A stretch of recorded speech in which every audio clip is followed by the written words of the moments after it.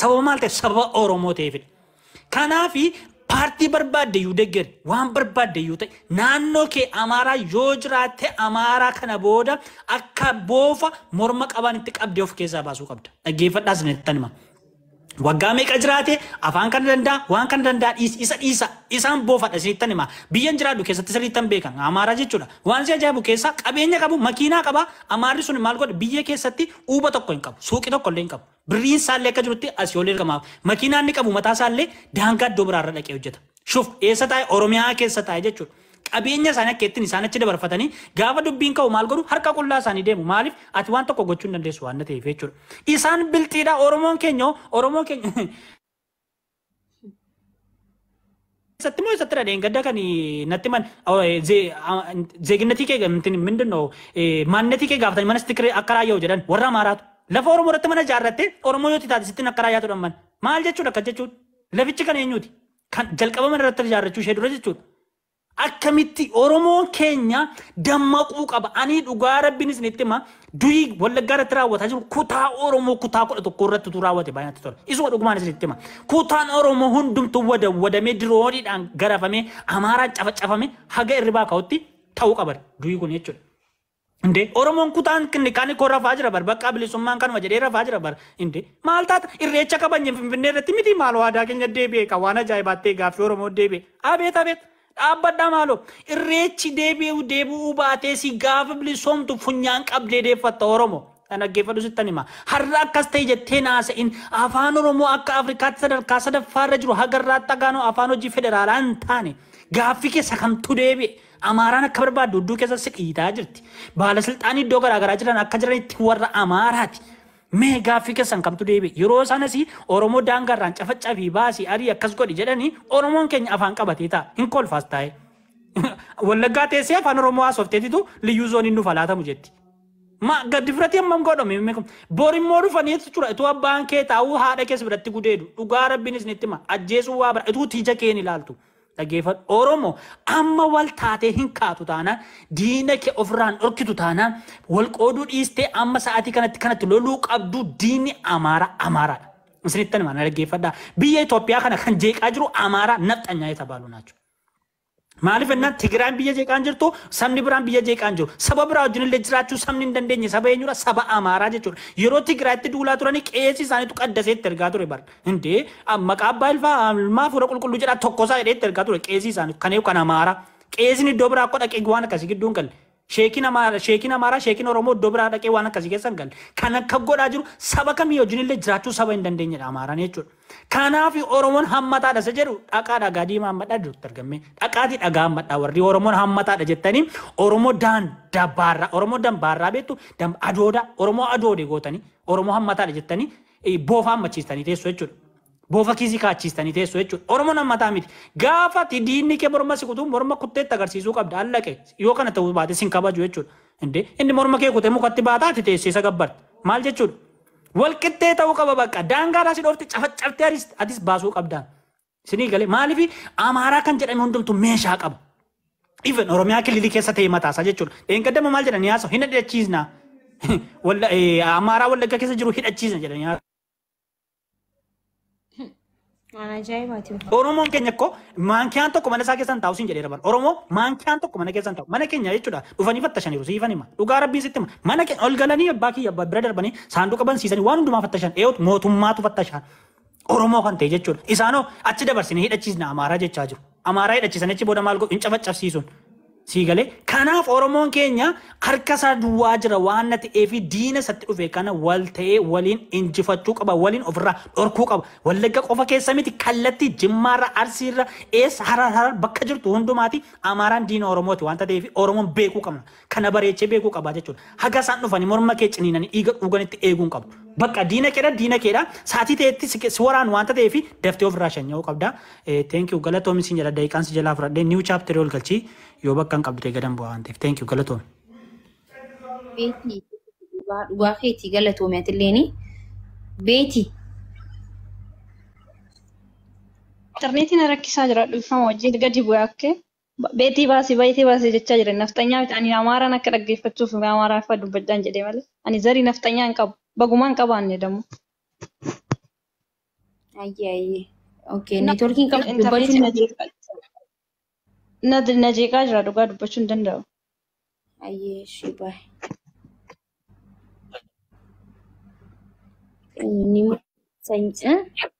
Faboodhaaf new chapter gashaan gadan bu'a. Thank you. Baay'ee galatoomi. Thank you. Okay, Nimona. Maakii nagaadhaa akkam hundi keessanuu baga nagaan nuti maakii guddaa galatoomi maakii jiraadhu amma ta'e durii qabdee amma uummata Oromooti kan amma tokko gurra ta'aa jiru sidha warreen kaanillee si dhiisanii sokkaniiru suma qabna ishee usirratti amma ta'e kaaniin gubaa kaaniin diinaan kokkee wal qabaa amma kana ta'uu keetti siin galateeffadhaan maqaa hidda Oromummaatiin galatoomi. Gaafa gararanii yaada kootti yeroo deemu keenya bara baraan boo'ichuma ta'e bara bararra darbee amma ji'a ji'atti nu deddeeramaa dhufaa jira. Ji'a ji'arraa immoo guyyaa guyyaatti deddeebi'aa jira dhufaa jira. Kun waanuma nama jechisiisu hin qabu jechuudha. Imimmaan keenya garuu namatti miti kan himannu Waaqayyoo bichaatti isa samii fi dachee kana utubaa malee diriirse isatti yoo hin boonye ta'e amantii qabnu hin boo'udha. Ijoollee dhugaan isinitti hima. Imimmaan keenya irra darbee amma akka sareetti suuqa keessa deemuutti suuqatti galuutti jira Oromoon. Dhugaan dubbadhaan. Oromoo miiliyoona 60 dheennaa afaan keenya irraa dubbannu nan qaanaan yeroo baay'ee. Miiliyoona 60 jechuu miti miiliyoona 20 10 ufiin jechuun baay'ee na saalfachiisana. Dhugaa dubbachuudhaaf. Harmeen keenya harmi irraa cite harki irraa murame jennee akka seenaatti odeessinu ijaan argaa jirra. Gurraan dhageenyetu isa gurraan dhageenye isa seenaan dhageenye ijaan argaa jirra dhaloonni qubee. Dhaloota qubee jedhee of waamuu kootti baay'een qaanaa baay'een of sheemichiisa jechuudha. Nimona baatiriin kun irratti cufaaraa al tokko carraanaa kenna. Dhiifama Nimona. Waa xiqqoo dubbadheen ba'uu fedha. Baay'ee ishee dubbishe. Ayyee dhiifama guddaa carraanaa kennatti al tokko dubbadheen ba'a. Okay. Jalqaba irratti nama 500 wayina dhaggeeffataadha natti fakkaata. Wannan dubbachuu barbaadan dhaloota warra afuuftuu fi warra fakkeessituu asirraa ala ba'aa jirtu tan dubbachuu barbaada jechuudha. Dheengadda mormi nurraa citee baranaal tokko didichitanii lafa cirtanii hudduu keessanii baqaqtanii iyyaa turtanii amma deebi'anii ciibsanii qalanii nan abbaatanii afaan banuu jalqabdanii jechuudha. Keessattuu warra followers gurguddaa qabdan seeraan na dhaggeeffadhaa. Hundi keessan iyyuu warri jirtan sajjada. Sobdaniin fakkeessanaa irra nurra deebi'anii nu kutanii ennaan abbaatanii didichinaa dheengadda kan lafa ciree u'uu jedhee iyyaa ture nama 3 nama 4 warra followers jaraallee baay'ee gurguddaan taane nuyiidhaa jechuudha. Arra deebitee wallaggarra ciibsitee nu qattee jaaniyyuu arra isaanii wayyoo bilaagdee haadha kee godhu ganaa ciibs kana caalaa fuulduraan miti dugda duubaa ciibsanii ganaa nu qalu jechuudha. Amma akka gochaa keenyaaf akka dhaloota amma sa'aatii kana jirutti ciibsanii nu qalu miti fannisanii nu qalu nutti xiqqaata nutiin jechuudha.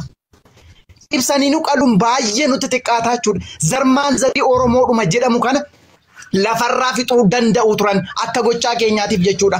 Akka dhaloota bubbee eelee sibiilaa arra bulluqee boriit immoo deebi'ee jireenya isaa jiraachuuf jiruuf jechuudha.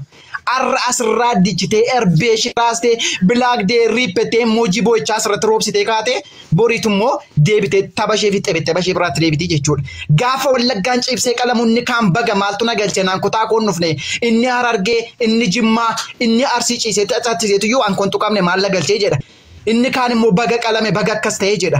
Dhaloota joonjooftuu waa tokko bu'aa buusuu hin dandeenye huma tokko waa fiduu hin dandeenye arra fakkeessuudhaaf abbaatee didichitii jechuudha. Kanumti dhugaa dhimma Oromoo awwaalee irra taa'utti jiru si warra followers guddaa qabudha jechuudha. Maakiin kanaan dura nama jabduu nama baay'ee jabduu turte amma deebitee warra kaanitti makattee jirti jechuudha. Dhugaa jiru sitanii ma yoon ta'e warra kaanitti makattee afaan kee cufattee teesseerta jechuudha. Utuuti keessaa ija qabda followers guddaa qabda afaan kee qabachuudha baattee uummata kanaaf dura buutee akka duritti dubdee tarii namoonni si ilaalanii sirraa fuudhanii sagalee ta'uu danda'u jechuudha. Amma garuu warri followers gurguddaa qaban siree jaraa afatanii maaltu nagachi jedhanii xeebexxeban kan biraatti achi deebi'anii jiranii uummata keenya ficcisiisutti jiru. Warri Amaaraa garuu guyyaa tokko qalamuu mitiiti ama Oromoo cibsitee qaltee kaatee Oromootu na cibse naqale gaallaatu naqale jettee abbaatee wayyoo iyyeeyyee sooshaal miidiyaa waliin geessi. Nuti gaafa cibsnee qalamne gaafa lammaffaa mormi nurraa qalamu abbaanee afaan bujannaa jechuudha. Maal dhaloonni bubbeen dhaloonni joonjooftuun akka kanaa boriitu immoo hin dandeessa taanaa Wallaggaarraa isa daangaa Amaaraarra jiru asirraa boodhiisi walitti sassaabamtee afaan biraa banuu dhiisaati. Irraa warra mootummaan irraa ikee warra kuma kana diinni irraa ikee uummata keenya ajjeesaa uummata san hidhachiisaa kalas kanuma. Uummata ajjeefamaaru uummata ciibsamee qalamaaru san hidhachiisu arra qofaarraa boonyee kaanee irraa iyyinee kaanee galuun hiikanuuf hin qabu. Boriitu jarri deebanii nu qaluun jaraan oolu nu ajjeesuun jaraan oolanu. Ingodama taanaan dhaloota furmaata fidu dhaloota furmaata fidu ta'uudha.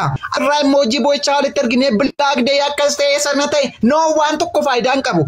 Dhaloota furmaata fidu dhaloota inni du'eera isa jiruuf immoo maaltu godhamuu qaba kan jedhu dhaloota maata lafa kaa'u ta'uu.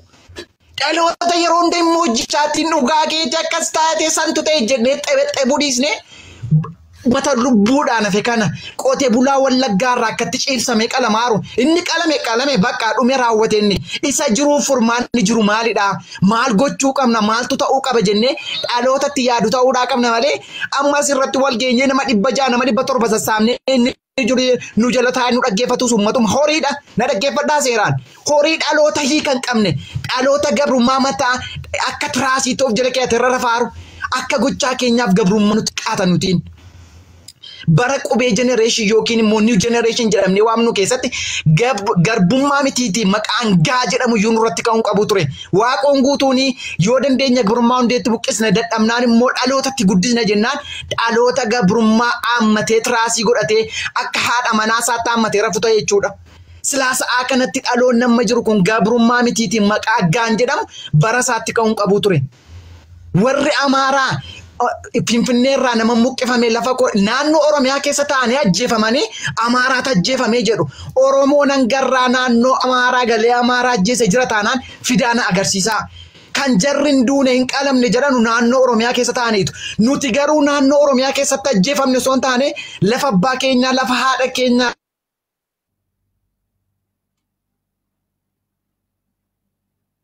Ibsanii nu qalanuuti. Guyyaa gaafa nama tokko lama nama sadii ajjeesan waa tokko hin godhanu. In dandeessa taanaan dhaloota furmaata fidu ta'e dhaloota guyyaa 2-3 irraa boossee galtuun ta'in kanuman siniin jechuu barbaadan kanarras hin duukaa haasa'u. Okay. Wanni inni jee sirriidha. Waan tokko waan ati dogongorteetu jira jechuudha. Namoonni hedduun aanatan akka itti na fudhatan beekuu baadhullee garuu akka itti naagaleen isinirraa dubbadha isinitti dubbadha jechuudha. Maakiin atilleen callistee ture kan jette maakiin amata meeqa guutuu kophaa isii iyyaa turte baay'isawee dhugaa dubbanna kan dhugaa beekuun dhugaa beekaa jechuudha. TikTok kanarratti hanqa namni maraattu naan ja'utti warri akkaawuntii gurguddaa akkaawuntiin keenya nu jalaa gubataa yoo waan afaan Amaariffaa waan qabsoon yoo dubbanne nu jalaa gubata jaanii afaan cuqqaallatanii ta'an maakiin ol kaaseetuma gad deebi'aa jirte ammallee jechuudha. Ol kaaseetuma akkaawuntii kiyya meeqan dhabaa jira jechuudha. Akkaawuntii miti lubbuulleen hin dhaba jeeti kan inni dubbachaa jiru. Siigalee miti akkaawuntii na jalaa gubanii maakiin qabsoo dhaabdee warri jiru kan immoo kuni siyaasaadha. Akkaawuntii na jalaa gubanii maakiin qabsoo dhaabdee jirti waan jaamu tokko eegalamee jechuudha. Siigalee sani jechuudha. Aan takkaa uummanni kiyya rakkatee osoon hin dubbatiin irraa osoon hin dubbatiin aan dhaloota bubbee keessatti hin lakkaa'amu. Aan silaan kophaati Oromoo bilisoomsatee guyyaa takkatti Oromoo bilisoomsuun hin danda'a. Garuu kophaa kiyyatti iyyee wannan fidu waan hin jirreefin callisee isin laalaa jira. Kophaa kiyya maal fiduu danda'u maal fiduu hin danda'an. Ammallee kophaa deemurra waloon deemu wayya jeetiin isin mari'achiisu jira.